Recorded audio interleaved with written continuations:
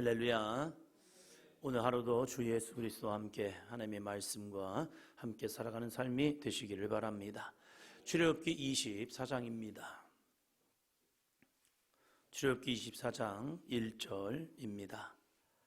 또 모세에게 이르시되 너는 아론과 나답과 아비후와 이스라엘 장로 70명과 함께 여호와께로 올라와 멀리서 경배하고 2절이요 너 모세만 여호와께 가까이 나오고 그들은 가까이 나오지 말며 백성은 너와 함께 올라오지 말지니라.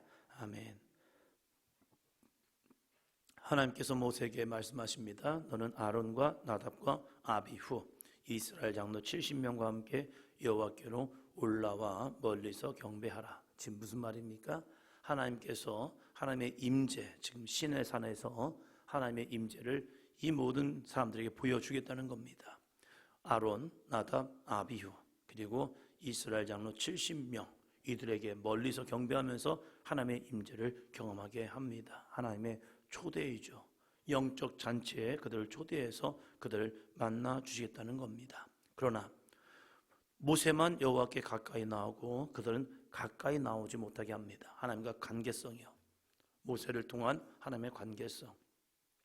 하나님의 임재를 보지만 모세는 하나님께 더 가까이 나감을 통하여 하나님이 그에게 하시고자 하는 말씀이 있다는 겁니다. 그럴 때 이렇게 말합니다. 3절이요 모세와 함께 여호와의 모든 말씀과 그의 모든 율례를 백성에게 전하매 그들이 한 소리로 응답하여 이르되 여호와께서 말씀하신 모든 것을 우리가 준행하리이다. 아멘.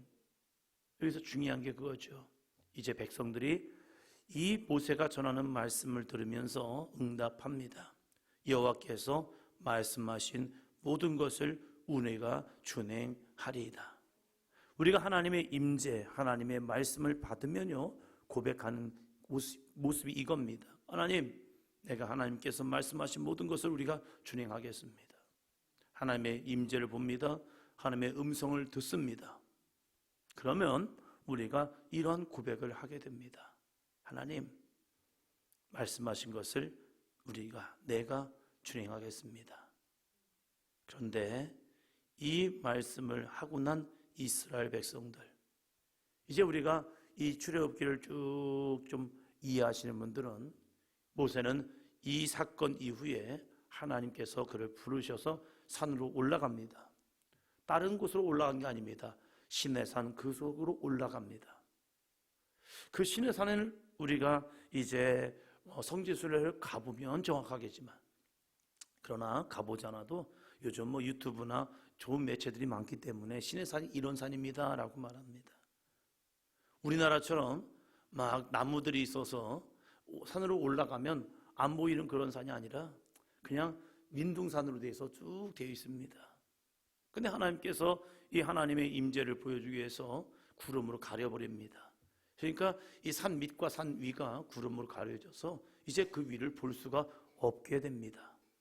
그리고 이 모세는 그 산을 올라갔어요. 자기들도 지금 하나님의 거룩한 영광을 보고 있습니다. 그런 모습 속에서 모세가 올라가기 전에 이제 하나님의 말씀을 전할 때에 여호와께서 말씀하신 모든 것을 우리가 준행하리이다. 이것을 백성들이 고백한 겁니다. 그리고 백성들은 산 밑에서 이제 모세를 기다리고 있습니다.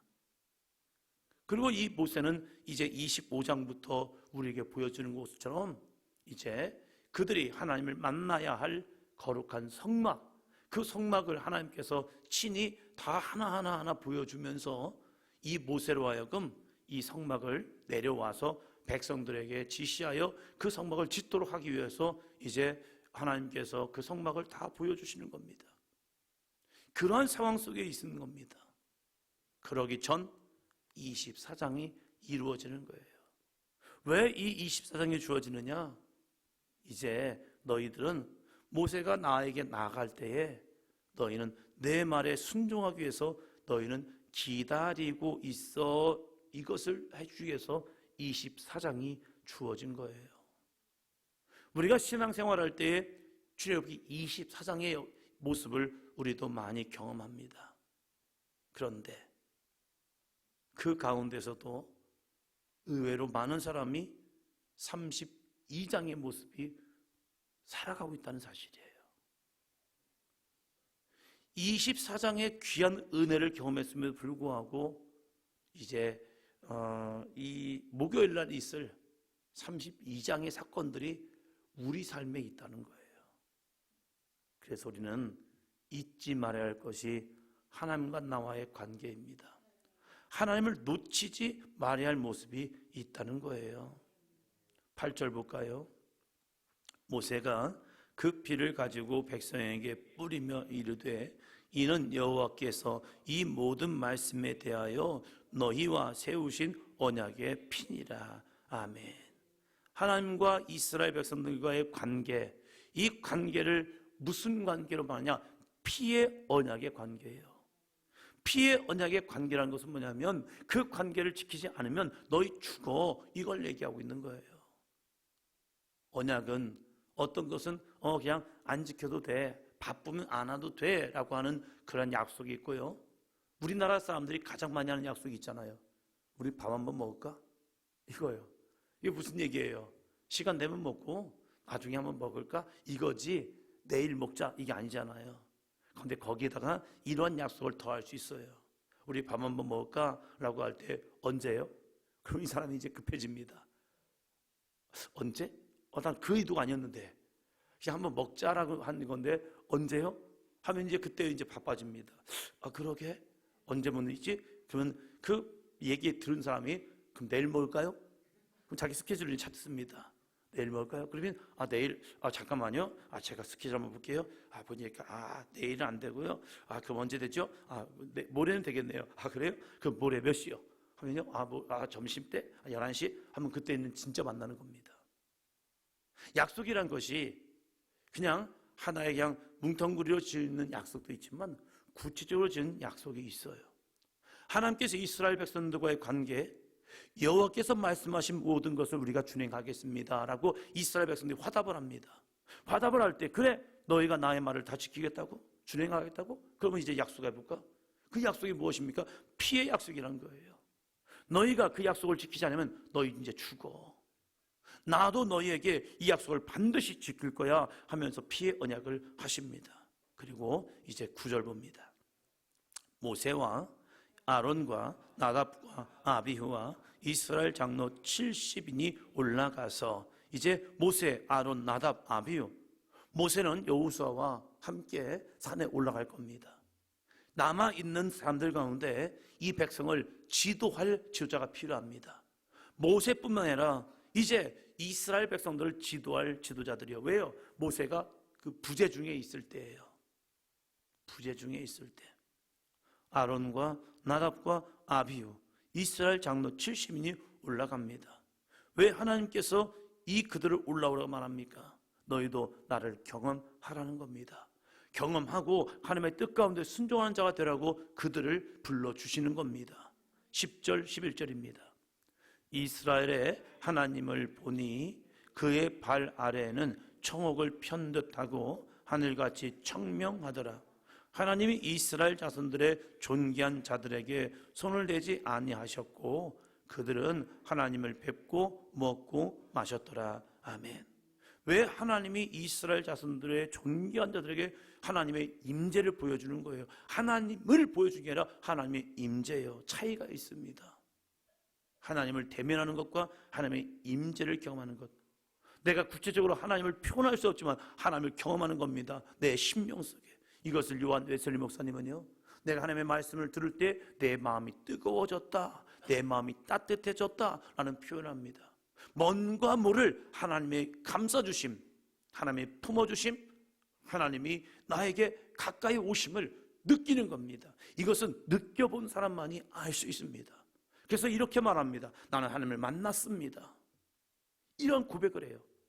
이 하나님과의 만남이 대면이 또 있지만 음성을 듣는 것도 있지만 내 가운데 나를 감싸주시는 뭔지 모를 하나님의 그 임재를 경험하는, 그래서 우리는 하나님을 만났습니다. 많은 만남이 있습니다.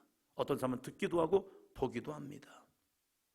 그러나 지금 이스라엘 백성들이 그 지도자들 70인과 이들이 하나님을 경험한 것은요, 하나님의 임재 속에 들어간 거예요. 그래서 하나님을 보았다고 말합니다. 그의 발 아래는 천국을 편듯하고 하늘같이 청명하더라. 뭔가 밝은, 자기들이 표현할 수 없는 그 밝음을 그들이 경험한 거예요. 하나님이 이스라엘 자손의 존귀한 자들을 손대지 아니하신 것은 그들은 하나님을 뵙고 먹고 마셨더라. 그 안에서 영적 잔치가 이루어지는 겁니다. 그 잔치를 통하여서 하나님이 원하시는 건 뭔데요? 하나님만 섬기라는 거예요. 할렐루야. 그런데 그들이 뭐합니까? 모세가 산에 올라가서 내려오지 않으냐 하니까 모세는 어디 간지 알지 못하겠다. 그리고 이제 우리를 인도할 신을 만들어 달라고 해서 자기들이 원하는 자기들의 마음대로 형상을 만들어 놓고 그것을 여호와 하나님이다라고 말합니다. 의외로 많은 분들이요, 하나님의 임재와 하나님을 경험하고 나서 자기만의 하나님을 만들어 버립니다. 내가 보고 들은 것이 전부가 되어서요, 자기 영적 교만에 빠지게 됩니다. 지금 이 사건을 통하여서 하나님은 하나님의 말씀에 순종하는 자가 되라고 이 임재를 경험하게 하신 것이지, 자기 마음에 원하는 대로 형상을 만들고 이것이 하나님이야 하면서 자기들만의 하나님을 만들려고 한 게 아니에요.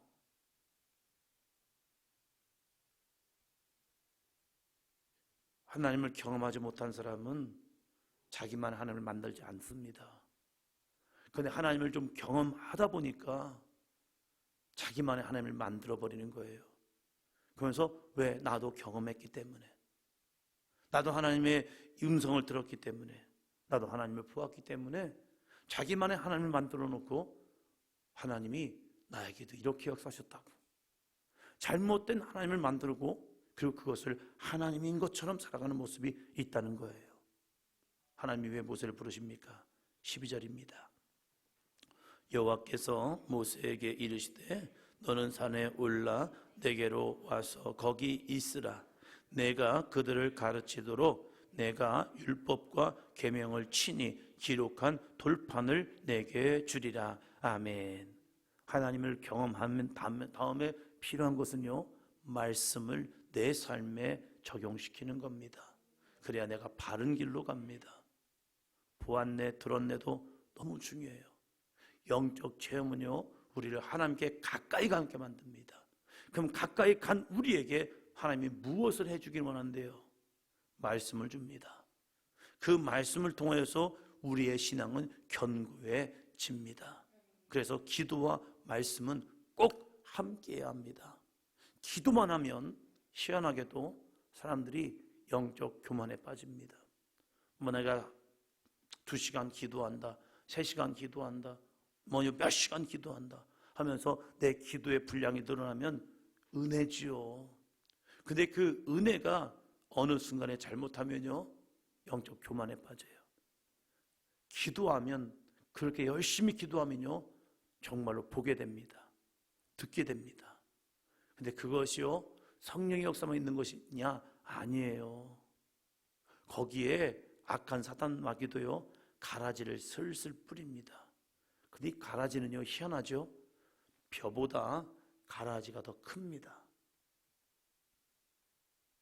벼보다 가라지가 커서요, 이 논에 가서 싹 보면요, 보여요. 그냥 저게 가라지구나. 근데 희한하죠? 말씀이 없으면요, 가라지인지 몰라요. 크니까, 우쭐나니까 이것이 더 잘 자랐네라고 착각해요. 처음에 아버지와 함께, 엄마와 함께 피살이를 가는데, 피 뽑으러 가는데 비슷한 거예요. 그래서 물어봤어요. 엄마, 어떤 게 피고 어떤 게 벼예요? 진짜 비슷해요. 그런데 조금만 이 피가 크면요, 벼와 피가 보여요. 비슷해 보이는데 딱 보면 알아요. 근데 그때까지, 자라기까지는 몰라요. 같이 올라올 때까지는요, 그 피 크기가 비슷할 때는 잘 몰라요. 근데 조금만 더 자라면요, 아, 이게 피구나, 이게 벼구나 알아요. 이걸 분별력이라고 말합니다. 우리가 은혜를 경험하고 나서 말씀이 들어가야 이것이 영적 교만인 줄 깨닫고 내 안에 이 영적 교만을 끄집어냅니다. 뽑아냅니다. 그래야 내가 믿음으로 잘 성장합니다. 그것을 아는 비결은 무엇입니까? 말씀이라는 사실이에요.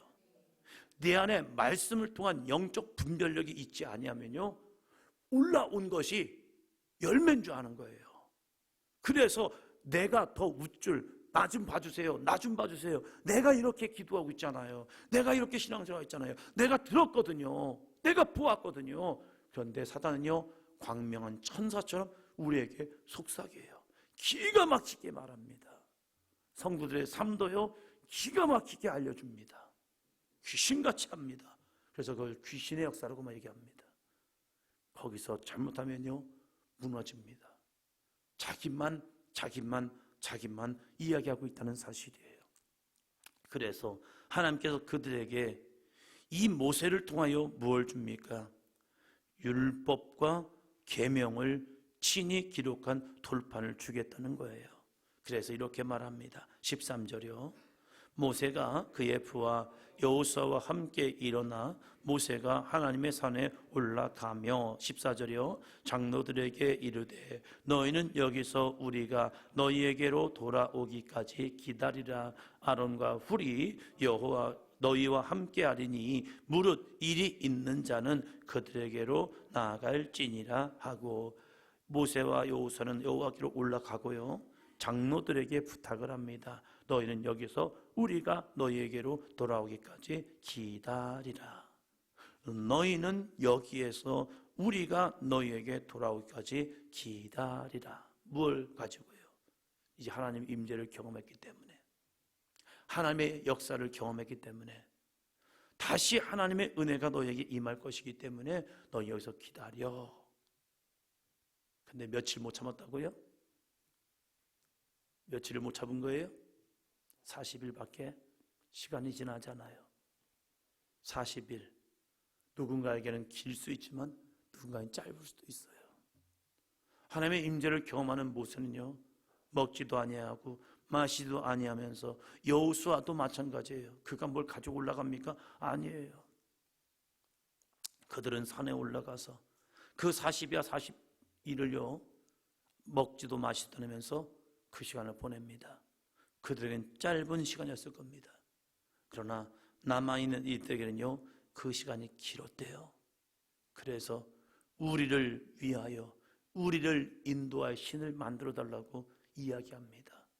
그럴 때 이 아론은 우상을 만들어 버리고 그것을 여호와라고 그들에게 선동합니다. 우리도 조심해야 합니다. 나도 경험했다, 나도 보았다, 나도 들었다. 이것이 율법과 계명이 없다면, 잘못하면 우상, 사단, 마귀, 귀신의 미혹에 빠질 수 있다는 거예요. 아, 그럼 경험하지 말아야겠네요. 아니에요. 경험해야 합니다. 경험해야 믿음이 강해집니다. 경험해봐야 우리가 영적 싸움에서 이길 수 있습니다. 경험하고 나서 이 율법과 계명, 말씀만 내 안에 들어오면요, 영적 분별력이 생겨요. 그래서 우리들의 신앙이 정말 더욱더 견고해지는 아름답고 복된 삶이 되기를 주의 이름으로 축원합니다.